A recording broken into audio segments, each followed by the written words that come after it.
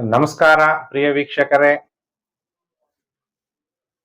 ನಾನಿವತ್ತು ಇರಾನ್ ಮತ್ತು ಇಸ್ರೇಲ್ ಯುದ್ಧದ ಬಗ್ಗೆ ಭವಿಷ್ಯವಾಣಿಯನ್ನ ತಿಳಿಸ್ಕೊಡ್ತಾ ಇದ್ದೀನಿ. ಯಾರು ನನ್ನ ಚಾನಲ್ಗೆ ತುಂಬಾ ವರ್ಷದಿಂದ ನೋಡ್ತಾ ಇದ್ದೀರಿ, ನಿಮ್ಗೆಲ್ಲ ಗೊತ್ತಿದೆ 2025ರಲ್ಲಿ ಮೂರನೇ ವಿಶ್ವ ಯುದ್ಧ ಅಧಿಕವಾಗುತ್ತೆ ಅನ್ನುವಂಥ ವಿಚಾರವನ್ನು ತಿಳಿಸಿದ್ದೆ. ಗುರುಜಿ, ನೀವು ಹೇಳಿದ ನಿಜ ಆಗಿದ್ರೆ ವಿಡಿಯೋ ತೋರಿಸಿ ಅಂದ್ರೆ ನೀವು ನಮ್ಮ ಚಾನಲಲ್ಲಿ ಹೋಗಿ ನೋಡ್ಬೋದು. ಆ ವಿಡಿಯೋ ಎಷ್ಟನೇ ತಾರೀಕಲ್ಲಿ ನಾನು ಅಪ್ಲೋಡ್ ಮಾಡಿದ್ದೀನಿ. 1.5-2 ವರ್ಷದ ಮೊದಲೇ ನಿಮಗೆ ಈ ವಿಡಿಯೋವನ್ನು ತಿಳಿಸಿದ್ದೀನಿ. ಅದೇ ರೀತಿ ಇಷ್ಟು ದಿವಸ ಮಿಡಲ್ ಈಸ್ಟ್ ಅಲ್ಲಿ ಇಸ್ರೇಲ್ ಮತ್ತು ಹಮಾಸ್ ಇವ್ರ ಜೊತೆಗೆಲ್ಲ ಯುದ್ಧ ನಡೀತಾ ಇತ್ತು.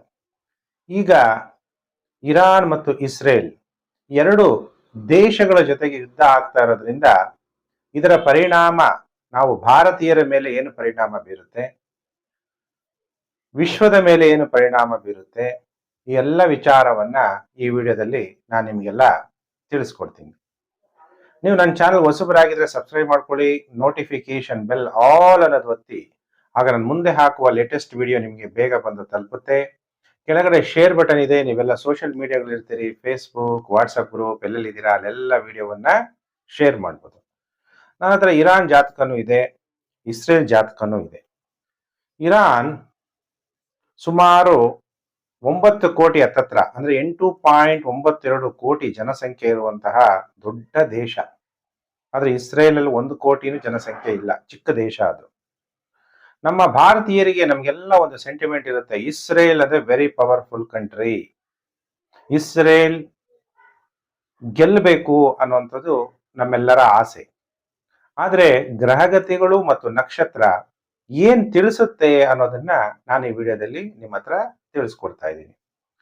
ಈಗ ಇರಾನ್ ಜಾತಕದ ಪ್ರಕಾರ ಗುರು ಮಹಾದಶೆ ರಾಹು ಭುಕ್ತಿ ನಡೀತಾ ಇದೆ. ಜಾತಕದಲ್ಲಿ ಗುರು ಬಹಳ ಉಚ್ಚ ಕ್ಷೇತ್ರದಲ್ಲಿ ಇರಾನ್ ಜಾತಕದಲ್ಲಿ ಇದೆ. ಇರಾನ್ ಜನ 1970-75ನೇ ಇಸ್ವಿನಲ್ಲೆಲ್ಲ ಮಾಡರ್ನೈಸೇಷನ್ ಆಗಿದ್ರು. ಅದಾದ್ಮೇಲೆ ಜನ ಗುರು ಹುಚ್ಚನಾಗಿರೋದ್ರಿಂದ, ಲಗ್ನದಲ್ಲೇ ಗುರು ಹುಚ್ಚವಾಗಿರೋದ್ರಿಂದ ಧರ್ಮಕ್ಕೋಸ್ಕರ ಅವರ ವೇಷ ಭೂಷಣಗಳೆಲ್ಲ ಚೇಂಜ್ ಆಯಿತು ಅನ್ನೋದನ್ನ ಇರಾನ್ ಜಾತಕ ತಿಳಿಸುತ್ತೆ.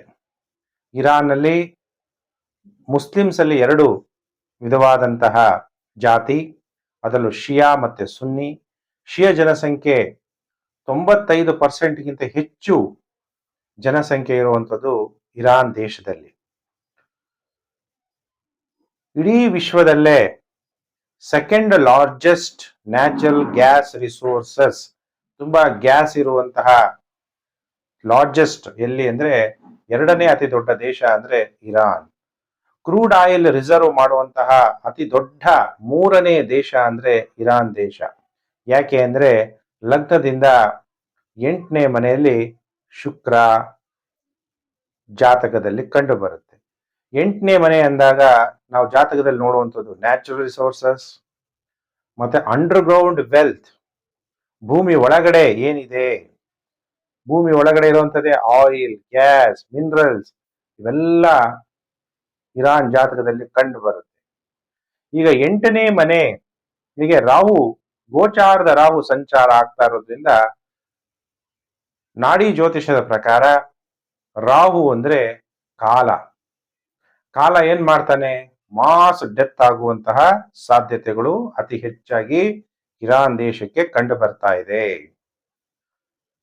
ಹಾಗಾದ್ರೆ ಇಸ್ರೇಲ್ ಜಾತಕವನ್ನ ನೋಡಿದಾಗ, ಇಸ್ರೇಲ್ ಜಾತಕ ಪುಷ್ಯ ನಕ್ಷತ್ರ ಕನ್ಯಾ ರಾಶಿ, ಪುಷ್ಯ ನಕ್ಷತ್ರ ಕಟಕ ರಾಶಿ, ಕನ್ಯಾ ಲಗ್ನ, ಲಗ್ನ ವರ್ಗೋತ್ತಮ ಆಗಿದೆ ನವಾಂಶದಲ್ಲಿ. ಗುರು ಮತ್ತು ಶುಕ್ರ, ಗುರು ತನ್ನ ಸ್ವಂತ ಕ್ಷೇತ್ರದಲ್ಲಿ, ಶುಕ್ರ ಕೂಡ ತನ್ನ ಸ್ವಂತ ಕ್ಷೇತ್ರದಲ್ಲಿರೋದ್ರಿಂದ ಇಸ್ರೇಲ್ ಚಿಕ್ಕ ದೇಶ ಆಗಿದ್ರು ಕೂಡ ಸಂಪತ್ ಭರಿತವಾಗಿದೆ. 9th ಲಾರ್ಡ್ ಅಂತೀವಿ, 9ನೇ ಮನೆ ಅಧಿಪತಿ, 10th ಲಾರ್ಡ್ ಎಕ್ಸ್ಚೇಂಜ್ ಆಗಿದೆ. ಒಂದು ಭಾಗ್ಯಾಧಿಪತಿ, ಧರ್ಮ ಮತ್ತು ಕರ್ಮಾಧಿಪತಿಗಳು ಎಕ್ಸ್ಚೇಂಜ್ ಆಗಿರೋದ್ರಿಂದ ಎಕ್ಸಲೆಂಟ್ ರಾಜಯೋಗ ಇಸ್ರೇಲ್ ಜಾತಕವನ್ನ ನೋಡಿದಾಗ. ಈಗ ಪಾಯಿಂಟ್ಗೆ ಬರೋಣ. ಈಗ ಏನಾಗುತ್ತೆ ಮುಂದೆ ಫ್ಯೂಚರ್, ಇವರಿಬ್ಬರ ಯುದ್ಧ. ಮಂಗಳ ಗ್ರಹ ಅಂದ್ರೆ ಕುಜ ಗ್ರಹ ಅಂತಾನು ಕೂಡ ಕರಿತೀವಿ. ಮಂಗಳ ಗ್ರಹ ಯುದ್ಧದ ಕಾರಕ ಗ್ರಹ. ಆಧುನಿಕ ಶಸ್ತ್ರಾಸ್ತ್ರಗಳು, ಸ್ಫೋಟಗಳು, ದೊಡ್ಡ ಬೆಂಕಿ, ಮಿಲಿಟರಿ ಶಕ್ತಿ, ಇದನ್ನೆಲ್ಲ ಕಾರಕ ಗ್ರಹ ಮಂಗಳ ಗ್ರಹ ಪ್ರತಿಬಿಂಬಿಸುತ್ತೆ. ಕೇತು ರಹಸ್ಯ ಮಿಲಿಟರಿ, ಸಾಂಕ್ರಾಮಿಕ ರೋಗಗಳು, ಪರಮಾಣು ಶಸ್ತ್ರಾಸ್ತ್ರಗಳು, ಇದನ್ನ ಪ್ರಾಪಂಚಿಕ ಭವಿಷ್ಯದಿಂದ ನಾವು ತಿಳ್ಕೋಬಹುದು. ನಾನು ನಿಮ್ಗೆಲ್ಲ ವಾರ ಭವಿಷ್ಯ ಅಥವಾ ಮಾಸ ಭವಿಷ್ಯದಲ್ಲಿ ತಿಳಿಸಿದ್ದೆ. ಆಗ್ಲೇ 1-2 ತಿಂಗಳಿಂದ ತಿಳಿಸ್ತಾ ಬರ್ತಾ ಇದ್ದೀನಿ, ಸ್ಫೋಟ ಆಗುತ್ತೆ ಅಂತ ಹೇಳಿದ್ದೆ. ಅದೇ ರೀತಿ ಜೂನ್ 6ನೇ ತಾರೀಕು, ಜೂನ್ 6 ಆಗೋಕ್ಕಿಂತ ಮೊದಲೇ ಹೇಳಿದ್ದೆ, ಸಿಂಹ ರಾಶಿಯಲ್ಲಿ ಮಂಗಳ ಮತ್ತು ಕೇತು ಅಶುಭ ಸಂಯೋಗ ಉಂಟಾಗ್ತಾ ಇದೆ. ಅದರಿಂದ ನಿಮ್ಗೆಲ್ಲ ಗೊತ್ತಿರೋ ಹಾಗೆ ಜೂನ್ 12ರಂದು ಅಹಮದಾಬಾದ್ ಏರ್ಪೋರ್ಟ್ ದುರಂತ ವಿಮಾನ ಅಪಘಾತದಲ್ಲಿ ಸಾಮೂಹಿಕವಾಗಿ 276 ಜನರು ಸಾವನ್ನಪ್ಪಿರುವಂತಹ ಸುದ್ದಿಯನ್ನ ನಾವೆಲ್ಲ ಕೇಳಿದೀವಿ. ವಾರ ಭವಿಷ್ಯದಲ್ಲಿ ಅವರ ಆತ್ಮಕ್ಕೆ ಶಾಂತಿ ಸಿಗ್ಲಿ ಅಂತಲೂ ಕೂಡ ನಾವು ಪ್ರಾರ್ಥನೆ ಕೂಡ ಮಾಡಿದ್ದೀವಿ. ಆಮೇಲೆ ಜೂನ್ 13ನೇ ತಾರೀಕು ಬೆಳಿಗ್ಗೆ ಇಸ್ರೇಲ್ ಆಘಾತಕಾರಿ ವೈಮಾನಿಕ ದಾಳಿಯನ್ನ ಇರಾನ್ನ 6ಕ್ಕೂ ಹೆಚ್ಚು ಮಿಲಿಟರಿ ಮತ್ತು ಪರಮಾಣು ಕೇಂದ್ರದ ಮೇಲೆ ದಾಳಿ ಮಾಡ್ತು ಅನ್ನೋದನ್ನ ನಮ್ಗೆಲ್ಲ ಕೂಡ ಗೊತ್ತಿರುವಂತ ವಿಚಾರ. ನೋಡಿ, ಜೂನ್ 12ನೇ ತಾರೀಕು ಇಲ್ಲಿ ನಮ್ಮ ವಿಮಾನ ದುರಂತ ಆಯ್ತು. ಜೂನ್ 13ನೇ ತಾರೀಕು ಇರಾನ್ ಮೇಲೆ ಇಸ್ರೇಲ್ ಅಟ್ಯಾಕ್ ಮಾಡ್ತು. ಆದ್ರೆ ಇಸ್ರೇಲ್ ಅನ್ಕೊಂಡಿರ್ಲಿಲ್ಲ ಅನ್ಸುತ್ತೆ, ಗಾಜಾ ಮೇಲೆ ಹೇಗೆ ಯುದ್ಧ ಮಾಡಿದ್ವಿ, ಆ ತರ ಇರಾನ್ ಮೇಲೆ ಯುದ್ಧ ಮಾಡಕ್ ನಮ್ಗೆ ಆಗುತ್ತೆ ಅನ್ನೋದನ್ನ ಅವರು ಯೋಚನೆ ಮಾಡಿಲ್ಲ. ನೋಡಿ, ಗೋಚಾರದ ಕುಜ ಮತ್ತು ಕೇತು ಇರಾನ್ ಜಾತಕದ ಶನಿ ಮತ್ತು ರಾಹುವಿನ ಮೇಲೆ ಸಂಚಾರ ಆಗ್ತಾ ಇರುವಂಥದ್ದು, ಇದು ಮಾರಕ ಭಾವ ಆಗಿರೋದ್ರಿಂದ ಇರಾನ್ನ ರಾಷ್ಟ್ರೀಯ ಸಂಪತ್ತಿನ ನಷ್ಟ ಆಗುತ್ತೆ. ನಮ್ಮ ಭಾರತಕ್ಕೆ ಏನಾಗುತ್ತೆ, ಕಚ್ಚಾ ತೈಲದ ಬೆಲೆ ಹೆಚ್ಚಾಗುವ ಸಾಧ್ಯತೆಗಳು ಕೂಡ ಕಂಡು ಬರ್ತಾ ಇದೆ. ಭಾರತ ದೇಶದ ಮೇಲೆ ಪರಿಣಾಮ. ನಾವೆಲ್ಲಿಂದ ತಗೊಂತೀವಿ ಕಚ್ಚಾ ತೈಲ? ಇರಾನ್ ಅಥವಾ ಅರಬ್ ದೇಶಗಳು. ಇರಾನ್ ದೇಶ ನಮ್ಗೆ ಬೇಕೇ ಬೇಕು, ಯಾಕಂದ್ರೆ ನಾವು ನೆಗೋಷಿಯಬಲ್ ಮಾಡಬೇಕು ಅಂದಾಗ ಅರಬ್ನವರು, ಯುನೈಟೆಡ್ ಅರಬ್ ದೇಶದವರು ಜಾಸ್ತಿ ಬೆಲೆ ಹೇಳಿದಾಗ ಇರಾನ್ನಿಂದ ತಗೋಬಹುದು, ಅದಕ್ಕೆ ಕಾಂಪಿಟೇಟರ್ ಇರೋದ್ರಿಂದ. ಆದ್ರೆ ಮೋಸ್ಟ್ ಅರಬ್ ಕಂಟ್ರಿಗಳಲ್ಲಿ ಜಾಸ್ತಿ ಸುನ್ನಿ ಮುಸ್ಲಿಮ್ಸ್ ಇದ್ದಾರೆ. ಆದ್ರೆ ಇರಾನ್ ತುಂಬಾ ಬಲಿಷ್ಠ. ನಿಮ್ಗೆಲ್ಲ ಗೊತ್ತಿರೋ ಹಾಗೆ ಅನೇಕ ಅರಬ್ ಕಂಟ್ರಿಗಳು ಇಸ್ರೇಲ್ ಮೇಲೆ ಗೆಲ್ಲಕ್ಕೆ ಸಾಧ್ಯ ಆಗಿಲ್ಲ ಅನ್ನೋದು ನಿಮ್ಗೆಲ್ಲ ಕೂಡ ಗೊತ್ತಿರುವಂತ ವಿಚಾರ. ಆದ್ರೆ ಈಗ ಮುಂದೆ ಏನಾಗುತ್ತೆ, ಇಸ್ರೇಲ್ ಗೆಲ್ಲುತ್ತಾ ಗೆಲ್ಲಲ್ವಾ ಅಥವಾ ತೊಂದರೆ ಆಗುತ್ತಾ ಅನ್ನುವಂಥ ವಿಚಾರ, ಅದು ಗ್ರಹಗಳು ಮತ್ತು ನಕ್ಷತ್ರಗಳು ಜ್ಯೋತಿಷ್ಯ ಏನ್ ಹೇಳುತ್ತೆ ಅನ್ನೋದನ್ನ ತಿಳಿಸ್ತಾ ಇದ್ದೀನಿ. ನಿಮ್ಗೆಲ್ಲ ಗೊತ್ತಿರೋ ಹಾಗೆ ಇಸ್ರೇಲ್ ಯಾವಾಗ ಹುಟ್ಟುತ್ತೋ ಅವತ್ತಿನಿಂದ ಶತ್ರುಗಳಿಂದ ಸುತ್ತುವರೆದ ದೇಶ. 1948ನೇ ಇಸ್ವಿ, 1967ನೇ ಇಸ್ವಿ, 1973ನೇ ಇಸ್ವಿನಲ್ಲಿ ಅರಬ್ ರಾಷ್ಟ್ರಗಳು ಇಸ್ರೇಲ್ ಮೇಲೆ ದಾಳಿ ಮಾಡಿ ಸೋಲನ್ನು ಎದುರಿಸಿದ್ದಾರೆ. ಆದ್ರೆ 28 ಜುಲೈ 2025, ನೋಡಿ, ಇದು ಜೂನ್ ನಲ್ಲಿ ನಾನು ಮಾಡ್ತಾ ಇರುವಂತ ಭವಿಷ್ಯ ಇದು. ಇನ್ನು ಇವತ್ತು ಜೂನ್ 19ನೇ ತಾರೀಕು ಗುರುವಾರ, ಇವತ್ತು ವಿಡಿಯೋ ಮಾಡ್ತಾ ಇದ್ದೀನಿ. ಮೋಸ್ಟ್ಲಿ ಇವತ್ತೇ ಎಡಿಟ್ ಮಾಡಿ ಹಾಕ್ಬೋದು, ಇಲ್ಲ ನಾಳೆ. ಇನ್ನು 1 ತಿಂಗಳು 10 ದಿವಸ ಇದೆ.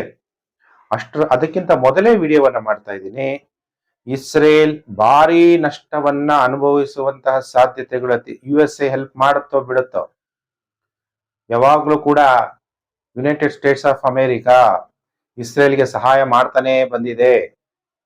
ಆದರೂ ಕೂಡ 28/7/2025ರಿಂದ 13/8/2025ರೊಳಗೆ ಇಸ್ರೇಲ್ಗೆ ಭಾರಿ ನಷ್ಟ ಅನುಭವಿಸುವಂತ ಸಾಧ್ಯತೆಗಳಿದೆ. ದೇಶದಲ್ಲಿ, ನಮ್ಮ ಭಾರತ ದೇಶದಲ್ಲೂ ಕೂಡ 28/7/2025 ನೋಟ್ ಮಾಡ್ಕೊಳ್ಳಿ. 13/8/2025 ಒಳಗಡೆ ಕೆಲವು ಸ್ಫೋಟಕ ಭಯೋತ್ಪಾದನೆ ಭಾರತ ದೇಶದಲ್ಲೂ ಕೂಡ ದಾಳಿ ನಡೆಯುವಂತಹ ಸಾಧ್ಯತೆಗಳಿದೆ ಅನ್ನೋದನ್ನ ಜ್ಯೋತಿಷ್ಯ ಶಾಸ್ತ್ರದ ಮುಖಾಂತರ ಗ್ರಹಗಳು ಮತ್ತು ನಕ್ಷತ್ರಗಳ ಆಧಾರದ ಮೇಲೆ ನಿಮಗೆ ಭವಿಷ್ಯವನ್ನ ತಿಳಿಸ್ತಾ ಇದ್ದೀನಿ.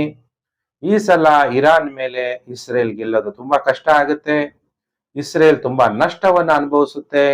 ಯಾಕೆಂದ್ರೆ ತನ್ನ ಲಗ್ನದ ಮೇಲೆ ಕುಜ ಸಂಚಾರ ಆದಾಗ ಶನಿ ದೃಷ್ಟಿ ಬರೋದ್ರಿಂದ ಎದುರಾಳಿಯಿಂದ ತುಂಬಾ ಪೆಟ್ಟು, ತನ್ನ ಸಂಪತ್ತನ್ನ ಮತ್ತು ಮಿಲಿಟರಿ ಪವರ್ ಅನ್ನ, ಶಕ್ತಿಯನ್ನ ಕಳ್ಕೋಬೇಕಾಗತ್ತೆ. ಇರಾನ್ ಮುಂದೆ ತನ್ನ ಮಂಡಿ ಊರುವಂತಹ ಪರಿಸ್ಥಿತಿ ಕೂಡ ಬರುವ ಸಾಧ್ಯತೆಗಳು ಇಸ್ರೇಲ್ಗೆ ಕಂಡು ಬರ್ತಾ ಇದೆ. ಪ್ರಿಯ ವೀಕ್ಷಕರೇ, ಇದು ಇರಾನ್ ವರ್ಸಸ್ ಇಸ್ರೇಲ್ ಭವಿಷ್ಯವನ್ನ ನಾನೀಗ ನಿಮ್ಗೆಲ್ಲ ತಿಳಿಸಿದ್ದೀನಿ. ವಿಡಿಯೋ ಶೇರ್ ಮಾಡಿ. ಯಾಕೆ ಶೇರ್ ಮಾಡಿ ಅಂತಿದ್ದೀನಿ? ನಾವೆಲ್ಲ ಯಾವ ಡೇಟ್ ಇಂದ ಯಾವ ಡೇಟ್ ಎಚ್ಚರವಾಗಿರ್ಬೇಕು, ಏನಾಗುತ್ತೆ ಅನ್ನೋದನ್ನ ಭವಿಷ್ಯವನ್ನ ನಿಮ್ಗೆ ತಿಳಿಸ್ತಾ ಇದ್ದೀನಿ. ಹಾಗಾದ್ರೆ ನಾಡಿ ಜ್ಯೋತಿಷದ ಪ್ರಕಾರ ಹೇಗೆ ಯುದ್ಧ, ಹೇಗೆ ವಿಮಾನ ಅಪಘಾತ ಆಯ್ತು, ವಿಮಾನ ದುರಂತ ಆಗಿದ್ದು ಹೇಗೆ, ಅದು ನ್ಯಾಚುರಲ್ಲ ಅನ್ಯಾಚುರಲ್ಲ, ಅದನ್ನ ಸಪರೇಟ್ ವಿಡಿಯೋ ಮಾಡ್ತೀನಿ. ಇನ್ನು ನಾನು ಮತ್ತೊಂದು ವಿಡಿಯೋದಲ್ಲಿ ಮತ್ತೆ ನಾನು ನಿಮ್ಮನ್ನು ಭೇಟಿ ಮಾಡ್ತೀನಿ. ನಮಸ್ಕಾರ ಪ್ರಿಯ ವೀಕ್ಷಕರೇ. ವಿಡಿಯೋನ ಶೇರ್ ಮಾಡಿ. Facebook, WhatsApp group, Telegram group ಎಲ್ಲೆಲ್ಲಿದ್ದೀರಾ ಎಲ್ಲ ಶೇರ್ ಮಾಡಿ.